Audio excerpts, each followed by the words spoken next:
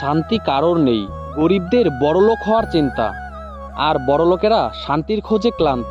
জনপ্রিয় ব্যক্তিরা লুকানোর ঠিকানা খোঁজে, আর সাধারণেরা জনপ্রিয় হওয়ার জন্য বিভোর। চাকরিজীবীরা কাজের চাপে চিন্তিত, আর বেকারদের চাকরি পাওয়ার চিন্তা। বাচ্চাদের তাড়াতাড়ি বড় হওয়ার চিন্তা, আর বড়দের শৈশবে ফিরে যাওয়ার আকুতি। বিবাহিতরা ডিভোর্সের চিন্তায় ব্যস্ত, আর অবিবাহিতরা বিয়ের চিন্তায় মগ্ন।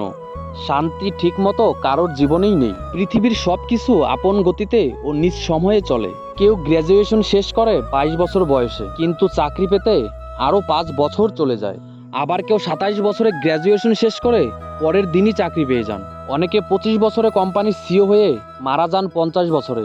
আবার অনেকে 50 বছরে সিও হয়ে মারা যান 90 বছরে। কেউ 33 বয়সে এখনও সিঙ্গেল, আবার কেউ 22 বছর বয়সে বিয়ে করে সন্তান জন্ম দিয়েছেন। মনে হতেই পারে পরিচিতদের মধ্যে আপনার থেকে কেউ অনেক এগিয়ে, আবার কেউ অনেক পিছিয়ে, কিন্তু আপনার ধারণা ভুল। প্রত্যেকেই তার নিজ নিজ সময়, অবস্থান এবং গতিতে আছেন। আগে থাকাদের প্রতি অভিযোগ আর পিছিয়ে থাকাদের প্রতি অবহেলা না করে সবসময় শান্ত থাকুন। আপনি এগিয়েও নেই, পিছিয়েও নেই।